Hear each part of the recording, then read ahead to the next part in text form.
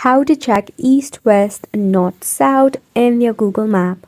Hey there, welcome back to the channel, and let's get right into this tutorial. To check the directions in your Google map, launch a Google Map application in your device. So over here you will see your location right over here with a blue dot and a highlighted blue dot near it. So these actually locate your direction.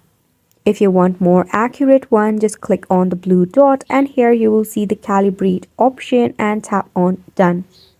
Now if you rotate your device, you will see that the blue dot will rotate with it as well. This will actually provide you the direction that you are on.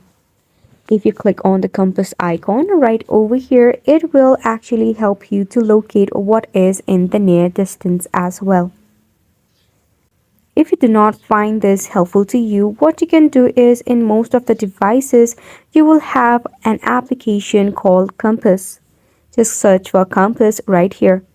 Make sure that you have allowed the location permission for it. Then over here as well, as you rotate it, you will see the direction change.